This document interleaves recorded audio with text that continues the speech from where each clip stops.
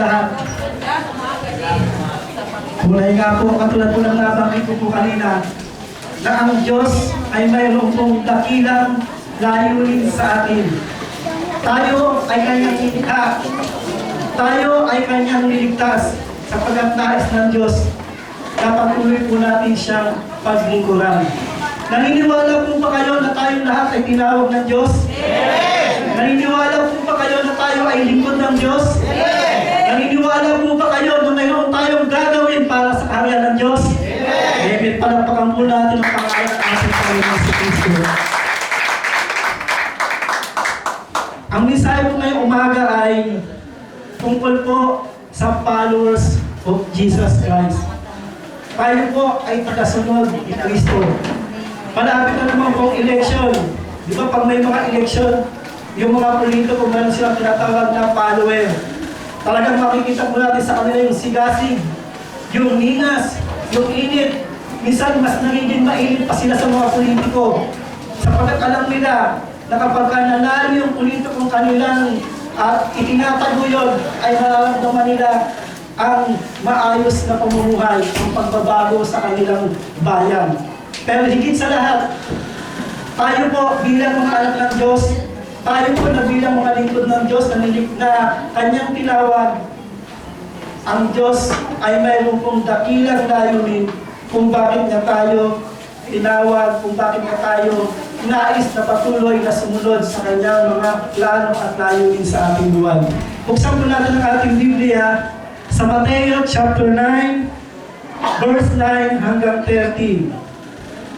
Ang sabi po dito, pag alis ni Jesus doon, nakita niya si Mateo na nakaupo sa paningilan ng buwis. Sinabi ni Jesus sa kanya, sumunod ka at maglingkod sa akin. Tumayo nga si Mateo at sumunod sa kanya. Nang si Jesus at ang kanyang mga alagad ay nasa bahay ni Mateo, dumating ang maraming maniningil ng buwis at ang mga makasalanan. Sila'y magkasalong kumain. Nang makita ito ng mga Parisiyo, tinanong nila ang kanyang mga alagad, bakit sumasalo ang iyong guro sa mga maniningil ng buwis at mga makasalanan? Narinig sila ni Jesus at siya ay sumagot, hindi nangangailangan ng manggagamot ang walang sakit, kundi ang may sakit. Humayo kayo at unawain ang kahulugan nito. Habag ang nais ko at hindi ang iyong handog. Sapagkat napalito ako upang tawagin ang mga makasalanan, hindi ang mga matuwid.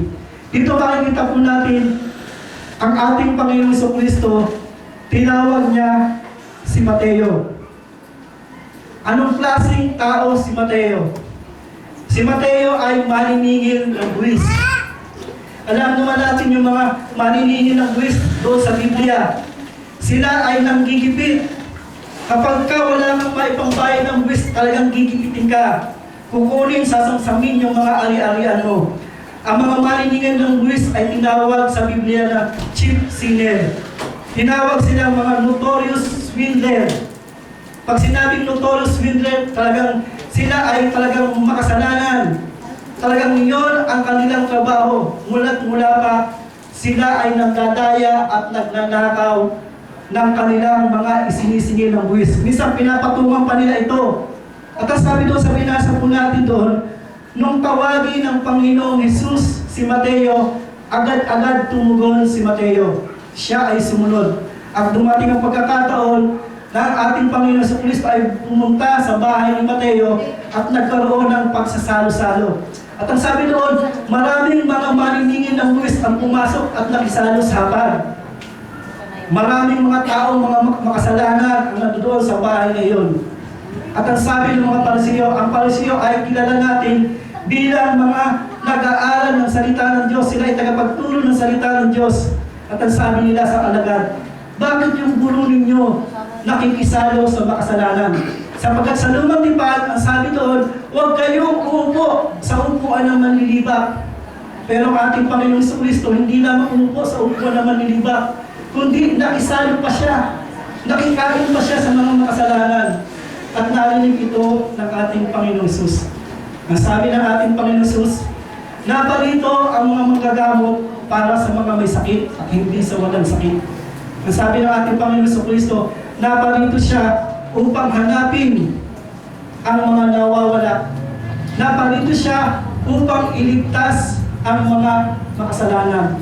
Habang nagdinilay-dilay po ako dito, nagkaroon po ako ng parang imahinasyon, na buong imahinasyon sa aking isipan.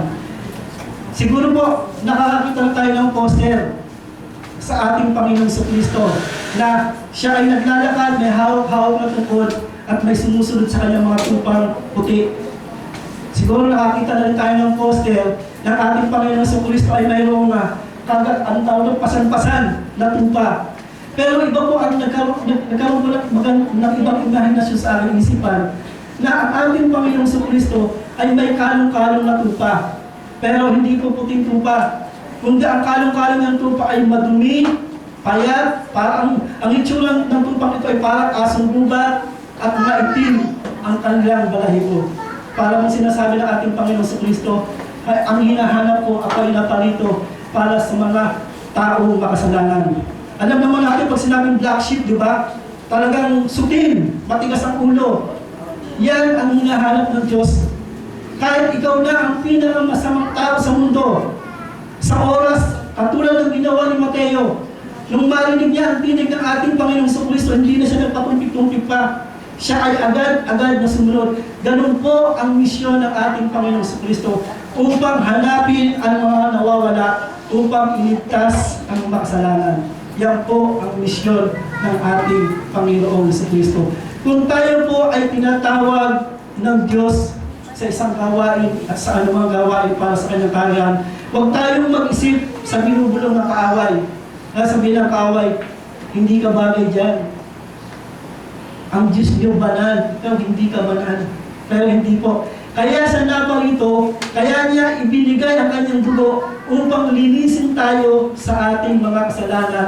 At sa pamamagitan ng ginawa ng ating Panginoong Jesucristo, tayo ay naging matuwid. Hindi tayo naging matuwid dahil sa ginagawa natin. Kaya nga, anong sabi ng ating Panginoong Jesucristo? Habag ang nais ko at hindi ang handog. Ang nais ng ating Panginoong Jesucristo ay ang ating pagsunod at hindi ang mga handog na susunugin. Ang kinakailangan lamang, tayo ay tumugon sa tawag ng ating Panginoong Jesucristo. Kung titignan naman natin sa Biblia, yung mga martir na tao sa Biblia, hindi naman sila perfecto. Mayroong kani-kaniyang kahinaan sila. Katulad ni Pedro, ikinatuwa niya ng 3 beses ang ating Panginoon Jesucristo. Si Judas, araw-araw niya nakikita si Jesus. Araw-araw siya nakakita ng mga himala. Pero ipinagkanuno niya ating Panginoon Jesucristo. Si Pablo, siya ay taga-pusig ng mga Kristiyano. Siya ay masasakitin. Pero makikita natin dito na tinawag sila ng Panginoon hindi dahil sila ay matuwid kaya sila tinawag ng Panginoon Jesucristo upang baguhin ang kanilang buhay. Kaya yun ang layunin. May layunin ng Diyos sa buhay mo. Ang layunin ng Diyos sa buhay mo kapag ikaw ay sumunod sa Kanya upang ikaw ay mabago. Ang sabi nga po doon, isa sa dahilan kung bakit nais tayo sumunod sa ating Panginoong Jesucristo ay upang maalis tayo sa mapanganib na landas. Kung titingnan po natin, ang mundo ay pasama ng pasama. Sabi po doon sa Roma chapter 3 verse 12, ang tao ay nagpakalis-lis ng landas.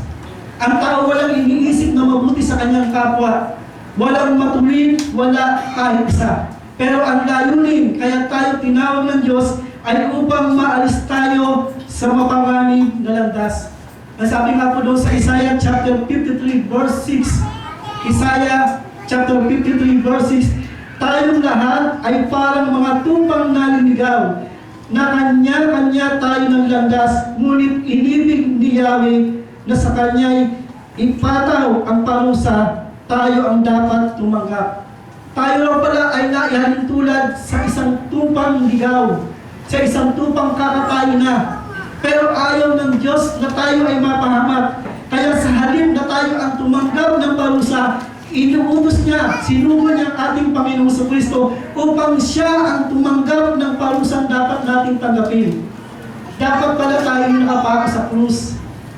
Dapat pala tayo pala yung sinasampal, tayo yung dinuduraan.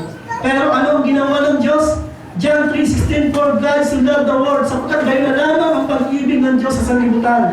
Kaya ibinigay niya ang kanyang bugtong na anak upang ang ginawang sa kanya sumampalataya ay huwag mapahamak, kundi magkaroon ng buhay na walang hanggan. Yan ang layunin ng Diyos kung bakit tayo tinatawag niya. Pangalawang dahilan, higit natin siyang makilala ng lubusan. Kapag tayo ay patuloy na sumusunod sa Diyos, lalo nating makikilala siya. Ang sabi dito sa Mateo chapter 16, verse 15 hanggang 16, Mateo chapter 16, verse 15 hanggang 16, "Kayo naman, ano ang sabi ninyo? Sino ako?" tanong niya. Sabi niya. Sumagot si Simon Pedro, "Kayo po ang Kristo, ang anak ng Diyos na buhay." At ang sabi ng Panginoon sa Kristo, "Pedro, mapalad ka, sapagkat hindi tao nagpahayag sa iyo nito. Ang Diyos Ama ang nagpahayag sa iyo nito, na ako ang Kristo." Maraming tao ang hindi nakakakilala sa ating Panginoon sa Kristo. Pero tayo na nananalig sa Kanya ay mas mapalad pa sa mapalad. Bakit? Sapagkat nakikilala natin ang ating Panginoon sa Kristo sa pamamagitan ng pagsunod natin sa Kanyang kalooban. Sumunod, upang turuan tayong galapin ang tunay na layunin ng ating buhay. Ang buhay po natin ay may layunin. Ang buhay po natin ay may kabuluhan. Tayo ay niligtas hindi para maging isang dekorasyon. Mayroon siyang dakilang layunin. Ang sabi po dito sa Efeso chapter 2 verse 10, Efeso chapter 2 verse 10, "Sapagkat tayo'y nilalang ng Diyos, nilikha sa pamamagitan ni Kristo Jesus upang iukol natin ang ating buhay sa paggawa ng mabuti. Iyan ang layuning pinili ng Diyos para sa atin noong una pa man." Ano ang layunin? Upang tayo ay gumawa ng mabuti. Sabi nga po sa Galatia chapter 6 verse 9, "Huwag kayong magsasawa sa paggawa ng mabuti, sapagkat sa takdang panahon, kayo'y mag-aani, hindi kayo magsasawa." Sumunod po na layunin, maging katulad niya. Ano po ba ang katangian ng Diyos? Ang Diyos ay banal. Ang Diyos ay maamo. Ang Diyos ay mapagmahal. Ang Diyos ay mapagpatawad. Kung tayo ay tagasunod ni Kristo, dahil ang Diyos ay pag-ibig, ano ang mangyayari sa atin? Ano ang magiging wangis natin? Tayo ay magiging mapagmahal na rin. Mapagmahal sa ating kapwa at higit sa lahat mapagmahal sa ating Diyos. Kung ang Diyos ay mapagpatawad, dahil tayo ay follower of Jesus Christ, tayo na rin ay nagiging mapagpatawad. Sino po ba rito marunong patawad? Amen. Purihin ang Diyos, sapagkat ang mga anak ng Diyos ay tinuturuan niyang magpatawad. Kaya kung mayroong naging kasamaan tayo ng loob, kung mayroong nag-api sa atin, patawarin na natin siya. Sapagkat paano tayo patatawarin ng Diyos Ama sa langit kung hindi tayo marunong magpatawad? Ang Diyos ay maamo. Kaya kinakailangan maging maamo din tayo. Ibig sabihin, maging maingat sa pagkilos, maging maayos sa pagkilos, maging sa pananalita, maging sa pananamit. Sapagkat kung ano ang nakikita sa panlabas, yun yung ating nasa kalooban. Pag mabuti ang nasa kalooban, pag mabuti ang ating puso, ito ang makikita sa ating panlabas. Pag nakikita tayong laging masaya, wow, ang puso niya masaya. Parang baliwala sa kanya ang problema. Lahat po tayo ay may problema. Sabi nga kanina, lahat tayo may problema. Sino ba naman ang may problema? Ang wala ng problema yung mga nasa simenteryo, sapagkat hindi na sila nag-iisip. Pero pasalamat tayo sa Diyos, sapagkat sa pamamagitan ng mga pagsubok sa buhay, tumitibay ang ating pananampalataya, at sa pamamagitan ng mga pagsubok sa buhay, nakikilala natin at nakikita natin ang kamangamang kapangyarihan ng Diyos. Sabi nga po doon sa Luke 1:27, with God, nothing shall be impossible. May imposible po ba sa Diyos? Yung tubig, ginawa ng alak. Yung dagat, ginawa ng tuyong lupa. Nalimutan yung manggagawa ng Diyos, nagpadala siya sa pamamagitan ng umak.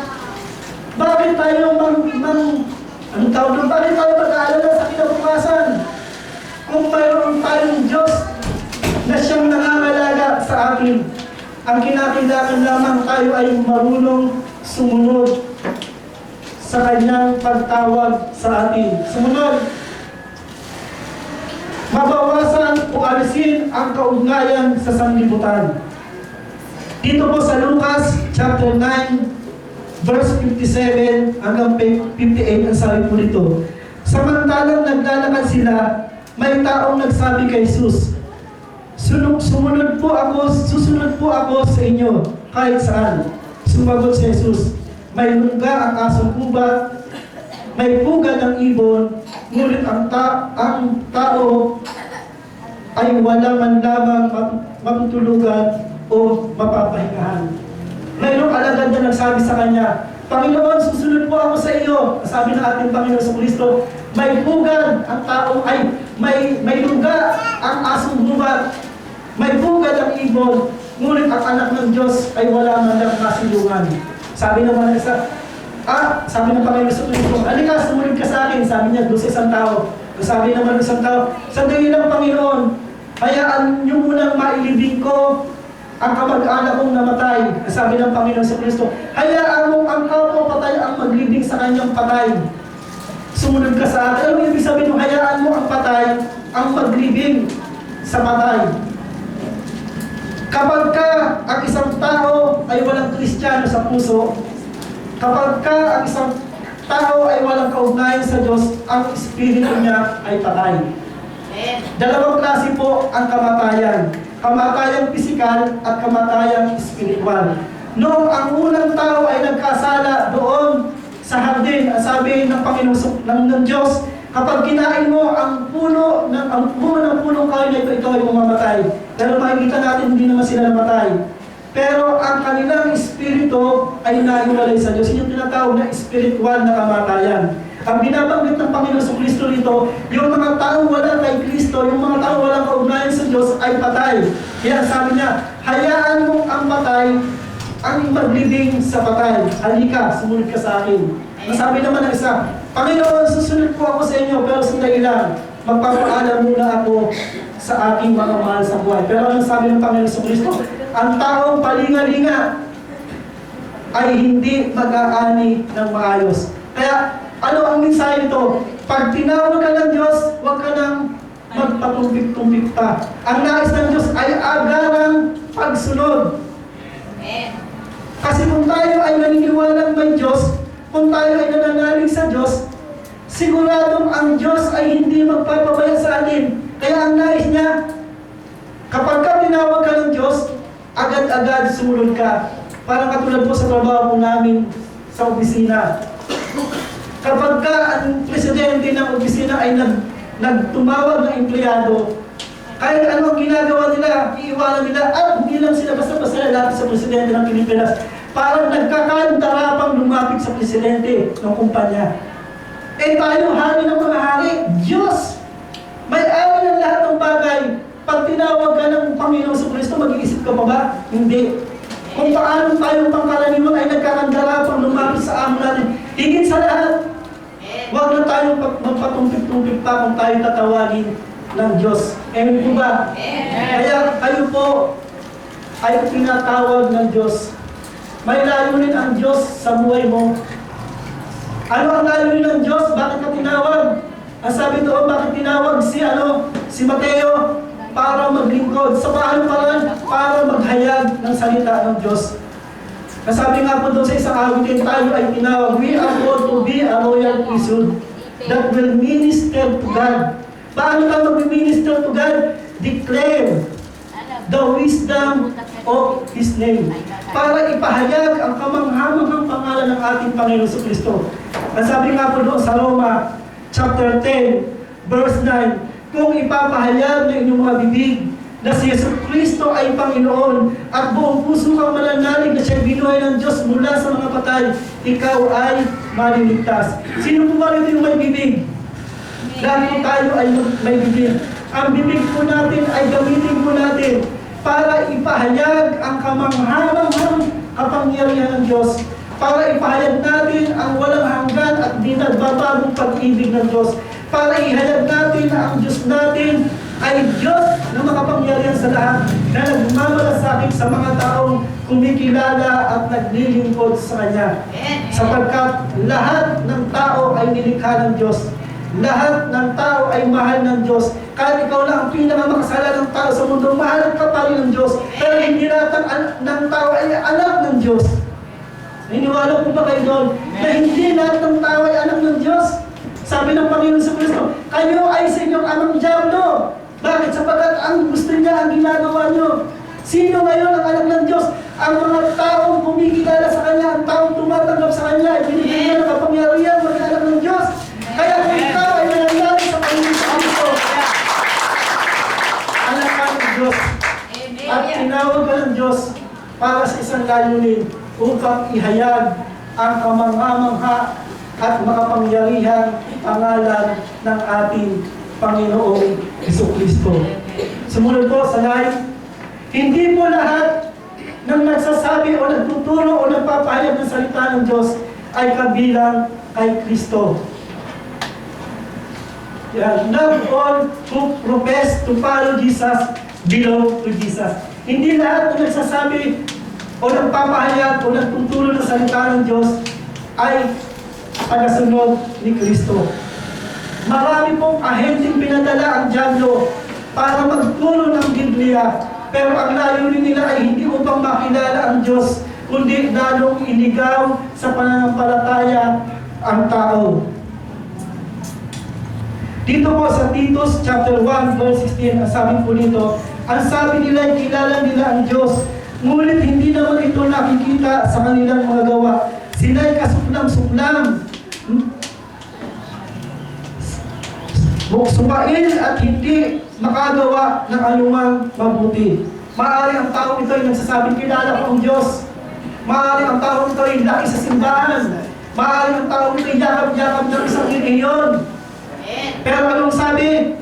Hindi man lang makita sa kanila na sila nga ay tunay na tinawag ng Diyos. Ito po siguro yung sinasabing maaari sa panglabas, banal, nagpapanggap na banal, nagpapanggap na makadiyos. Pero pag bumuka na ang bibig, kung makapagsalita sa kapwa, parang makinakain niya na. Kung makatingin, parang halos mamatay na sa tingin. Wala sa gawa. Sa Romans chapter 8 verse 9, ang sabi dito, ngunit hindi na kayo namumuhay ayon sa laman, kundi ayon sa Espiritu. Sa katunayan, nananatili na sa inyo ang Espiritu ng Diyos. Kung wala sa isang tao ang Espiritu ni Kristo, hindi kay Kristo ang taong iyon. Nung tinanggap po natin ang ating Panginoong sa Kristo, ang Espiritu ng Diyos ay nasa ating buhay na. At kung ang Espiritu Santo ay nasa ating buhay, magbubunga ito ng Santong Espiritu. Ano po ba ang bunga ng Santong Espiritu? Love, joy, peace, patience, kindness, goodness, gentleness, faithfulness, and self-control. Kung tunay na tayo ay Kristiyano lang, makikita yung love, makikita yung joy, makikita yung patience, makikita yung faithfulness, pagiging matapat. Iisa lang, pag sinabing pagiging matapat, iisa lang ang asawa. Wala akong kilala Kristiyano dalawang asawa. May kilala po ba kayo nun? Kristiyano dalawang asawa? Ay parang kalunda-lunda. Diba sapagkat ang bunga ng Santong Espiritu ay isa lang ang asawa. Pero totoo yun, mga pastor pa nga yun eh. Pero kalunda-lunda, talagang hindi sila Kristiyano pagka ginawa nila yun. Sapagkat ang bunga ng Santong Espiritu ay pinakailangan maging matapat ka sa pananampalataya mo. Kung matapat ka sa pananampalataya mo, matapat ka sa asawa mo, matapat ka sa pakikipagrelasyon, sapagkat yan ang utos ng Diyos. Sa Ezekiel chapter 33 verse 31, sama-sama nga silang nagpunta sa iyo upang pakinggan ka. ngunit hindi naman nila isinasagawa ang kanilang narinig.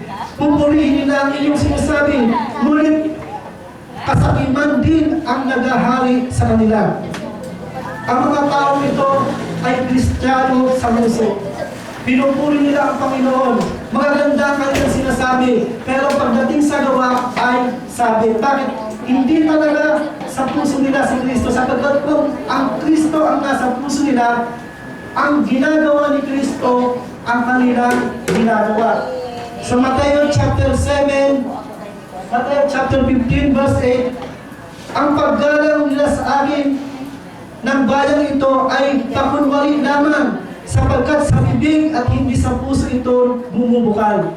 May mga pumupuri sa Diyos, may mga sumasamba sa Diyos, pero hanggang bibig lang. Hindi ito nanggagaling sa kanilang puso. Sa Mateo chapter 7 verse 21 to 23, ang sabi ko dito, hindi lahat ng tumatawag sa akin, Panginoon, Panginoon, Panginoon, ay papasok sa kaharian ng langit, kundi ang mga tao lamang na sumusunod sa kalooban ng aking Ama na nasa langit.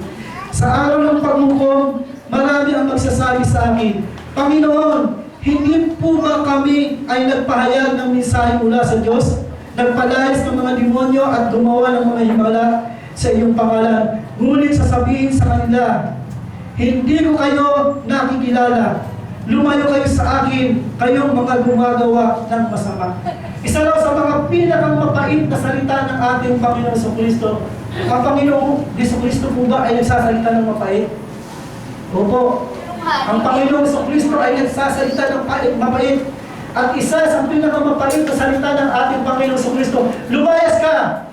Hindi kita nakikilala, kayong gumagawa ng masasama. Ang pinakang matamis daw na salita ng ating Panginoon sa Kristo ay yung tatapikin ka sa balikan. Halika anak, welcome sa bahay ng aking Ama.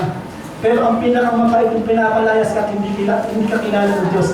Sapagkat kapag sinabi sa iyo ng Panginoon sa Kristo yung kailanman, ay wala kang relasyon sa Kanya. Dire-diretso ka doon sa impyerno, sa apoy, sa impyerno, na kung saan ang doon ang parusa. Ang sabi po doon sa binasa po natin, hindi lahat ng tumatawag sa aking Panginoon, Panginoon ay maliligtas, kundi yung lamang tumutupad sa kalooban ng aking Amang nasa langit. Sa panahon iyon, magsasabi sa ating Panginoon sa Kristo, Panginoon Jesus, hindi po ba ako ay nangalan ng salita ng Diyos sa pangalan mo?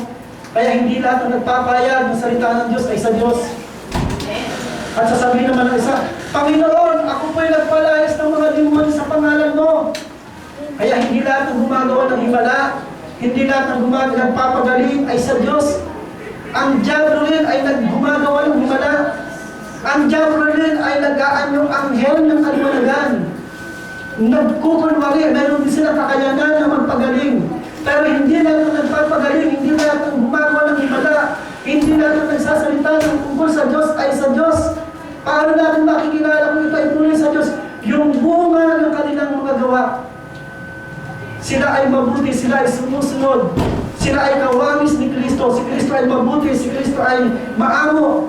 Yun ang doon natin sila makikilala. Kaya nga po, hindi po lahat ng nagpapayag ng salita ng Diyos ng tungkol kay Kristo ay kay Kristo. Sa Mateo chapter 23 verse 24, ang sabi po dito, ganyan-ganyan kayo sa paningin ng mga tao, maputi, ngunit ang totoo'y punong-puno kayo ng pagkukunwari at kasamaan.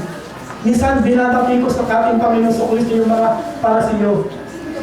Mapuputi ang kanilang mga damit, maamo sila kung kumilos. Pag nagsalita sila, parang hindi sila makabasag ng pinggan. Pero anong sabi? Sila'y bulok. Maputi silang tignan, banal silang tignan, pero ang kanilang kalooban ay bulok. Punong-puno ng kasamaan. Ang nais ng Diyos, una niyang babaguhin. Kung tayo lalapit sa Kanya, ang unang-una niyang babaguhin ay yung panloob. Ang unang-una niyang babaguhin ay yung ating puso, hindi muna panlabas. Kasi kapag binago niya ang ating puso, susunod na yung ating panlabas. Kaya kinakailangan makita muna sa ating pananalita, sa ating pamumuhay, na tayo nga ay mga anak at tagasunod ni Kristo. Next slide, ang sabi po doon sa number 2, ang tunay na tagasunod ni Kristo ay sumusunod sa kanyang mga utos. Kasama na dito ang pagsunod sa tinig ng Diyos. Marami po tayong narinig ng tinig. May dalawang klaseng tinig. Tinig ng Diablo at tinig ng Diyos. Kasabi nga po doon sa John chapter 10 verse 4, nakikilala o tinatawag ng pastor ang pangalan ng tupa at nare-recognize, nakikilala ng tupa ang tinig ng kanyang pastor. Marami pong paraan kung paano nangungusap ang Diyos sa atin. Katulad nga po ng baha. Kapag nagkaroon ng baha, mayroong mensahe ang Diyos, may tinig ang Diyos. Ano ang tinig ng Diyos sa ganong mga sakuna? Kinakailangan tayong matutong magdisiplina. Kaya nagkakaroon ng baha dahil wala tayong disiplina. Kaya nagkakaroon ng mga sakuna sapagkat nakakalimutan natin ang Diyos. At isa sa pinakatinig ng Diyos kung bakit may sakuna, mayroon siyang magagawa sa panahon wala tayong magagawa. Amen. Ang Diyos ay may magagawa sa lahat ng bagay. Dapat tayong sumunod sa kanyang mga utos. Katulad ni Mateo kanina, nung tinawag siya ni Kristo, agad-agad sumunod siya. Anong utos ang dapat nating sundin? Dalawang klase na, 10 utos. Sabi nga po sa Mateo chapter 22 verse 37, mahalin mo ang Panginoon mong Diyos ng buong puso, ng buong kaluluwa, at ng buong lakas. At ang ikalawang mahalagang utos, mahalin mo ang iyong kapwa gaya ng pag-ibig mo sa iyong sarili. Mateo chapter 22 verse 39. Sumunod, kinakailangan sundin natin ang Ebanghelyo. Sa verse 13, ang sabi ng ating Panginoon sa Kristo, habag ang nais ko at hindi handog. Ang nais ng Diyos ay ang ating pagsunod. Ang sabi doon sa verse 13 kanina, binasa po natin, siya ay naparito para sa mga may sakit. Siya ay naparito para iligtas ang mga makasalanan.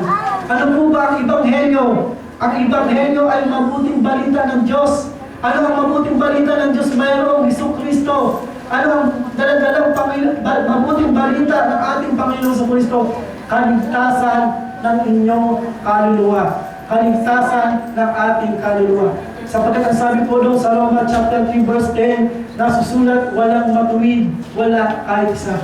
Roma chapter 3 verse 23, ang lahat ay nagkasala at walang nakaabot sa pamantayan ng Diyos. Ano ang mangyayari sa mga taong makasalanan? Sa Roma chapter 3 verse 26, ang kabayaran ng kasalanan ay kamatayan, ngunit ang kaloob ng Diyos ay buhay na walang hanggan sa pamamagitan ng ating Panginoon sa Kristo. Yun po ang Ebanghelyo. Ang sabi ng ating Panginoon sa Kristo, ako ay kumakatok sa pintuan ng inyong puso. Kung pagbubuksan ninyo ang pintuan ng inyong puso, ako ay papasok at mananahan na kasama ninyo. John 3:16 yung binanggit ko po kanina, mahal tayo ng Diyos, ayaw ng Diyos na tayo mapahamak. Kaya ibinigay niya ang kanyang bugtong anak, ang ating Panginoon sa Kristo. Sa ating pagsunod, should be kinakailangan buong puso. Ibig sabihin ng buong puso, hindi 50-50. Kinakailangan buong puso. Ang sabi po sa Roma chapter 10 verse 10, kung ipapahayag ninyo ng inyong pag-ibig na si Jesucristo ay Panginoon at buong puso kayong mananalig sa Kanya. Buong puso.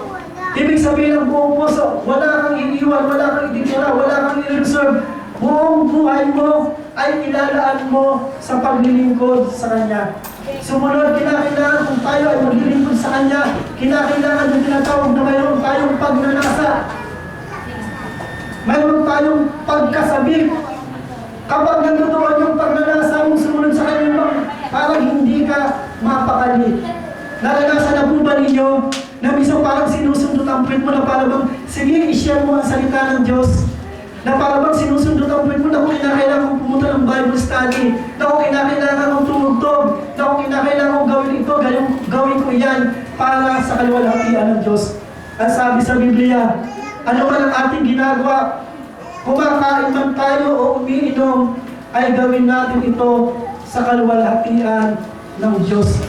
At kung ang Diyos ay maluluwalhati sa ating ginagawa, ang Diyos ay mararanasan natin ang patuloy na pagkilos niya sa ating buhay. Hindi po mawawala ng kabuluhan ang anumang ginagawa natin para sa kaharian ng Diyos. Naalala ko nga po si Pedro, anak ni Pastor Mons, nung mali pa lang, parang hap pa lang ito. Pagkatapos ng gawain, ikakamada namin yung upuan. At ang sabi niya, ginagawa ko ito sapagkat poste ito ng bahay ko sa langit. Kung ano man ang ginagawa natin dito sa lupa, ito ay paghahanda para sa walang hanggang buhay na ipinakalob sa atin ng ating Panginoong Kristo. Tandaan po natin, gumagawa po tayo ng mas ng mabuti, hindi para tayo ay maligtas. Kaya tayo ay gumagawa ng mabuti, ito ang bunga. Ito ang katibayan na tinanggap na natin ang kaligtasan iniaalok sa atin ng ating Panginoong Kristo. Sapagkat ang lahat, ano man ang ating ginagawa, ito ay hindi nakakaabot sa kalwalhatian ng Diyos. Naaabot lang ito ang kalwalhatian ng Diyos na ginagawa natin sapagkat may ginawa na ang Diyos sa ating buhay. Tinanggap na natin ang kalwalhatian ay pinagkaloob sa atin ng Diyos. Kaya ang kinakailangan lamang tayo ay may sumunod sa Kanya na mayroong pagnanasa. Kinakailangan sumunod tayo sa Kanya ng constant, ibig sabihin tuloy-tuloy. Ang buhay ng isang Kristiyano ay inihalin tulad sa mga mananakbo. Kinakailangan tayo ay patuloy na tumakbo sa ating buhay pananampalataya. Nabalitaan niyo po ba yung balita sa TV? Na 88 years old na lalaki kumukuha ng bar exam. At ang sabi doon, 3 beses na siyang lumagpak. Pero ganun pa rin, may pag-asa pa rin siya. Gusto pa rin niyang maging abogado. Kung siya ay tumigil na, hindi na siya magiging abogado. Pero ipinapakita dito yung kahalagahan ng constant. Kinakailangan tuloy-tuloy. Ang paglilingkod natin sa Diyos ay kinakailangan tuloy-tuloy. Mayroon nga po doon awit sa Roma, sabi doon, sino ang makapaghihiwalay sa akin sa pag-ibig ng Diyos? Ang kahubaran ba? Ang kawalan ba? Wala. Walang makapaghihiwalay sa atin sa pag-ibig ng Diyos. Walang makapipigil sa atin sa paglilingkod sa Diyos. Amen. Yung ginagawa po natin pakikinig ng salita ng Diyos, yan ay paglilingkod sa Diyos. Bakit inihahanda mo yung sarili? Pinakakain mo ang iyong kaluluwa. Kapag nabusog ang iyong kaluluwa, kapag nabusog ang iyong espiritu, imposible namang hindi ka hipuin ng Santong Espiritu para yung napakinggan mo ay ibahagi mo sa iba. Naalala ko yung paraan ng paglilingkod ni Martha at ni Maria. Sino po ba yung naupo sa paanan ng ating Panginoon sa Kristo? Sino po ba yung nagbuhos ng pabango? Yun yung pamamaraan ni Maria. Mas inulan nila, mas dinais nilang makinig sa salita ng Diyos sapagkat alam nila na may kabuluhan ang kanilang ginagawa. Hindi mo masama ang ginawa ni Martha, pero binibigyan lang dito ng masigit na importansya na yung Panginoong Jesucristo ang unahin mo sa lahat ng iyong ginagawa. Sapagkat uunahin natin ng Diyos, ang lahat ng bagay ay pawang idaragdag sa atin. Kaya kung tayo ay maglilingkod sa Kanya, kinakailangan tayo ay tuloy-tuloy na maglingkod sa Kanya. Sunod na lang. Dito may mga verse dito, basahin mo na lang. Simple lang to.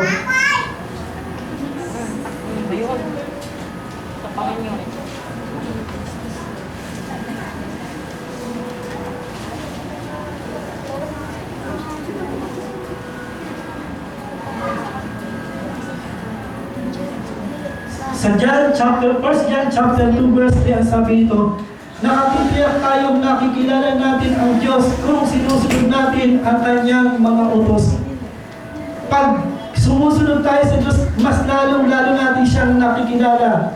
Sa Ezekiel chapter 36 verse 27, bibigyan ko kayo ng aking espiritu upang makalakad kayo ayon sa aking mga tuntunin at masunod ninyong mabuti ang aking mga utos.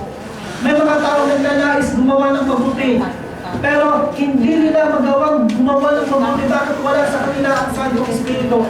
Kung nasa atin ang Santong Espiritu, ito ang tutulong sa atin upang masunod natin ang kalooban ng ating Panginoong Kristo.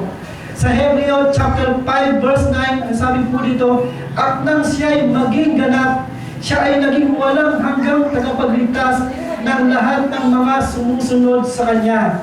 Sa Roma chapter 6 verse 18, pinalala na kayo sa kasalanan at kayo ngayon ay mga alipin na ng katuwiran. Dati tayo alipin ng kasalanan, pero dahil tayo tagasunod ni Kristo, tayo ay pinalaya na sa kasalanan at tayo ngayon ay alipin na ng katuwiran ng Diyos. Sa Efeso chapter 2 verse 10, sapagkat tayo nilalang ng Diyos, nilikha sa pamamagitan ni Kristo Jesus upang iukol natin ang ating buhay sa paggawa ng mabuti. Iyan ang layuning pinili ng Diyos para sa atin noong una pa man. Nabasa ko na po ito kanina. Sa Roma chapter 8 verse 10, ngunit dahil sa nananahan sa inyo si Kristo na mamatay man ang iyong mga katawan dahil sa kasalanan, ang Espiritu naman ninyo ay buhay sapagkat itinuring na kayong matuwid sa Diyos. Minsan, di ba, katulad ng nabanggit ko kanina, may kamatayang pangkatawan at mayroong kamatayang spiritual. Ang sabi ng ating Panginoon sa Kristo doon sa John chapter 11, ang nananalig sa akin kailanman ay hindi na mamamatay. Kung tayo nananalig sa Kanya, kailanman ay hindi tayo mamamatay. Ngayon, kung ang ating katawan man, kung ang ating puso man ay hindi na tumibo, ang mabulok ang ating katawan sa lupa, ang turing ng Diyos doon ay hindi patay. Kundi tayo ay namamahinga lamang sapagkat sa pamamagitan ng kamatayan ng katawan, mararanasan natin ang muling pagkabuhay na katulad ng ating Panginoong Kristo. Kaya sa pagsunod sa ating Panginoong Kristo ay wala ng kamatayan. Tayo ay namamahinga lamang at susunod ay mararanasan natin ang muling pagkabuhay.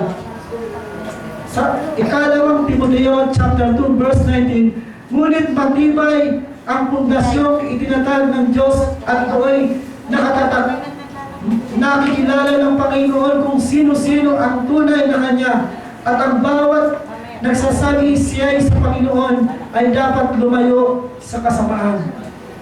Kung sinasabi natin tayo ay sa Panginoon, kinakailangan tayo ay lumayo sa kasamaan. Iwasan natin ang paggawa ng masama.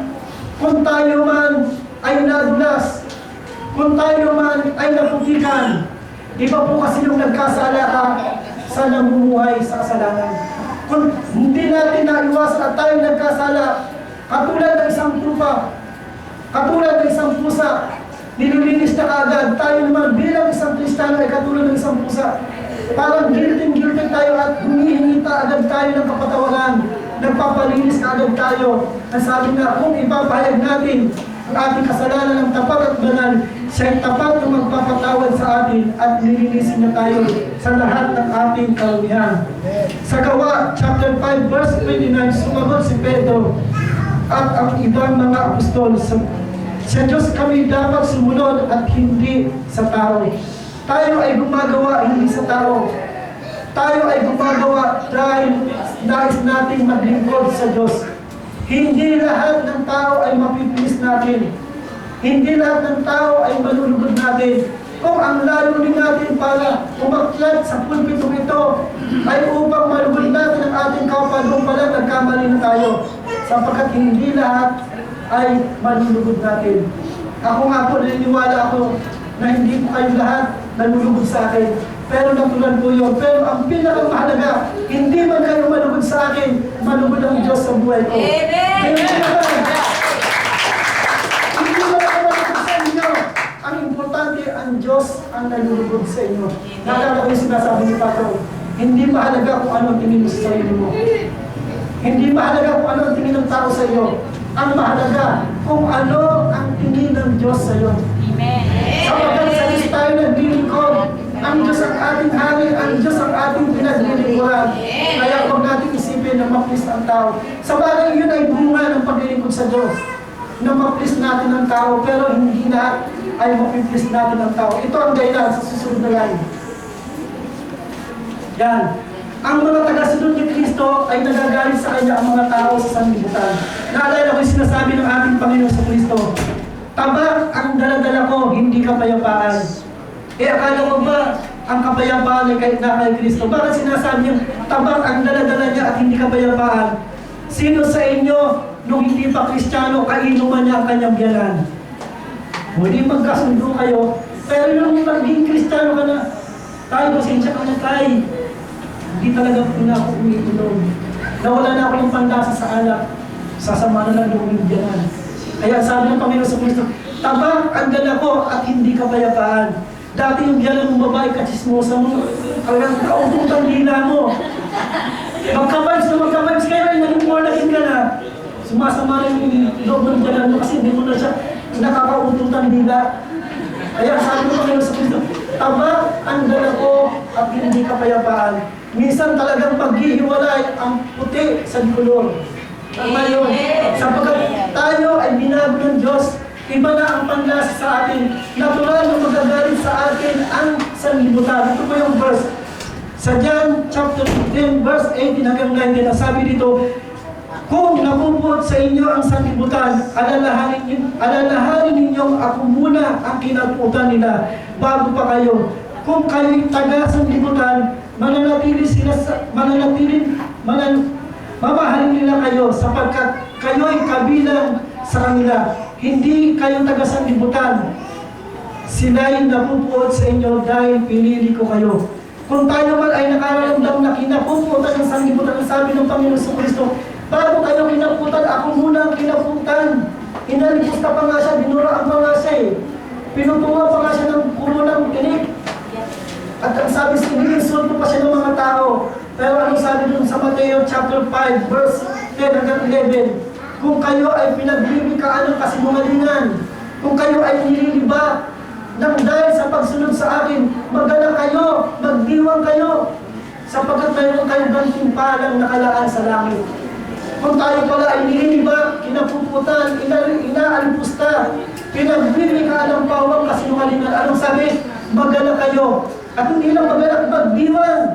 Bakit dapat magdiwang? Sapagkat mayroong nakalaang biyaya, gantimpala sa atin doon sa langit. Ang importante ay inihahanda ng Diyos tayo doon sa kanyang bahay sa langit.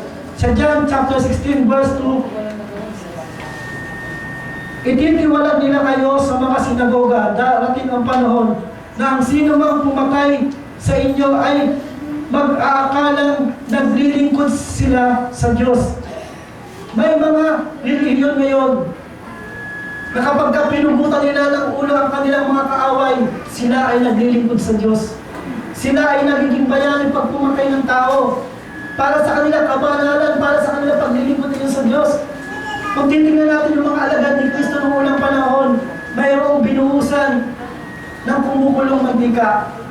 Kumukulong po ba yung mantika?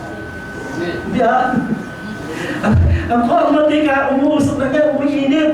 Pero hindi kumukulang ang mantika.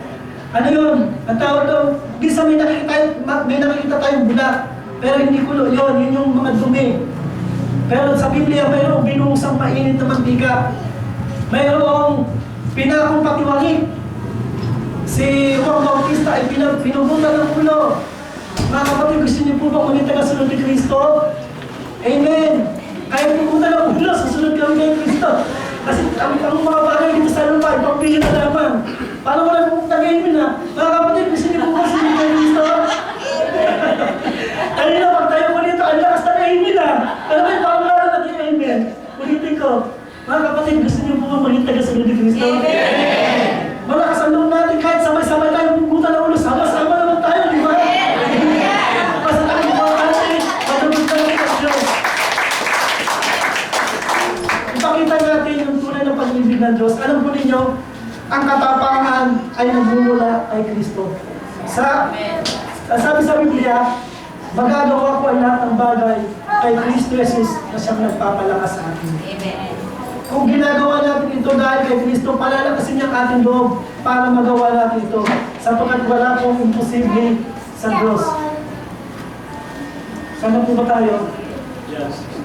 John, ano na 1 John 3:1?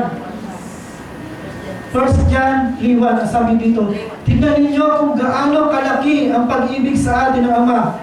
Tinawag niya tayong mga anak ng Diyos at yan nga ang totoo. Ito ang dahilan kung bakit hindi tayo nakikilala ng sanlibutan. Hindi nila kilala ang Diyos. Kaya pala, kinapuputan tayo ng sanlibutan sapagkat hindi nila kilala ang Diyos. Pero ang pinaka-importante dito, tayo ay anak ng Diyos.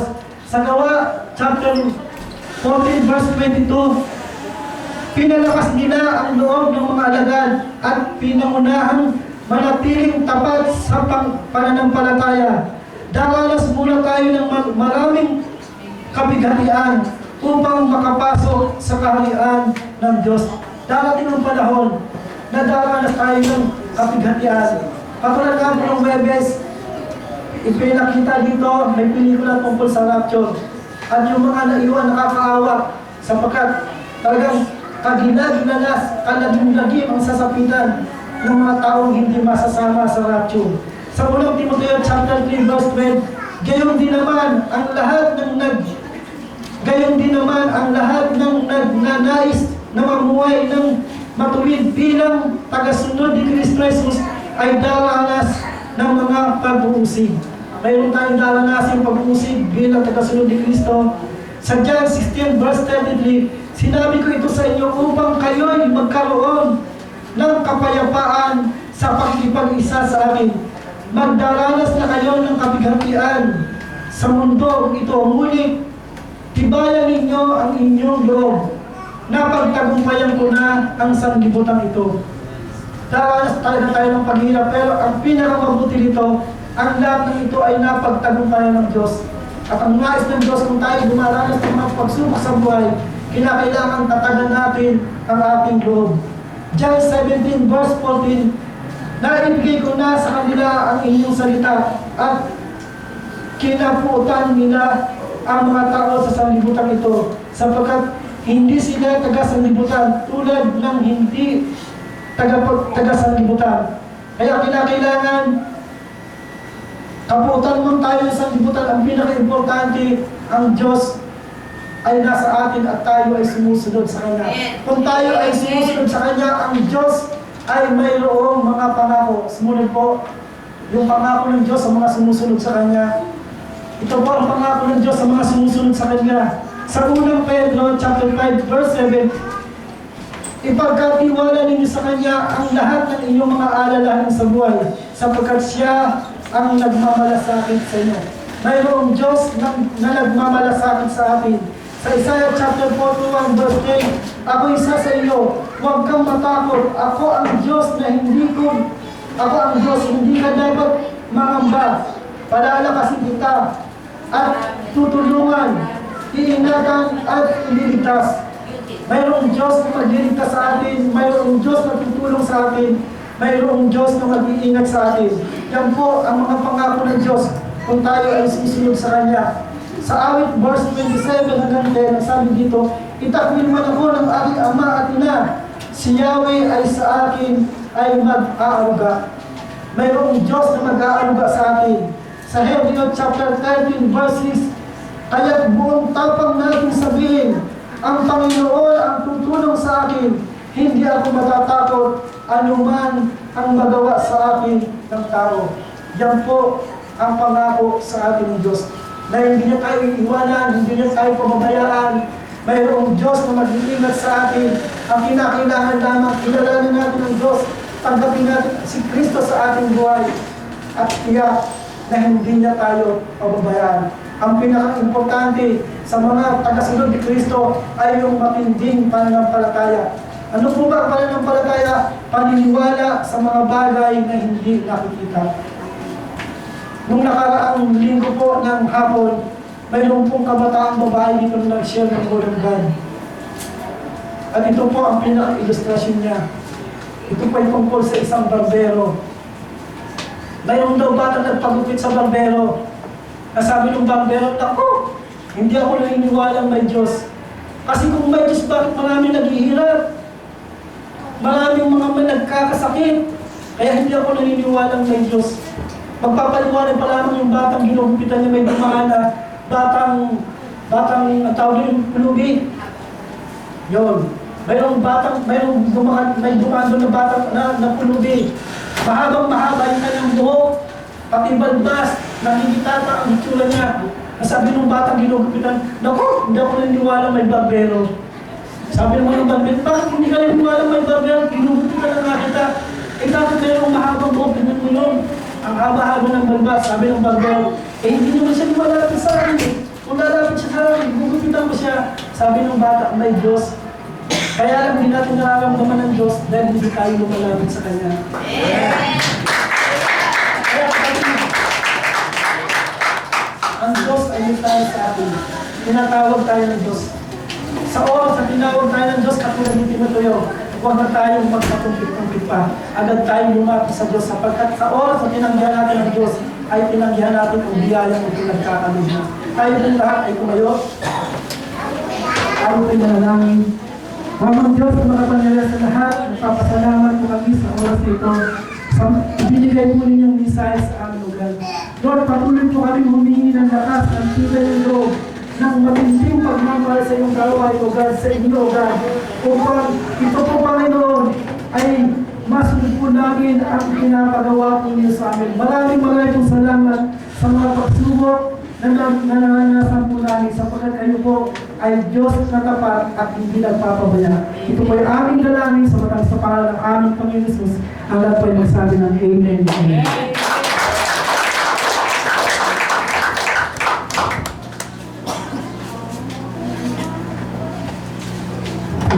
Nangyayari po ang lahat na tayo po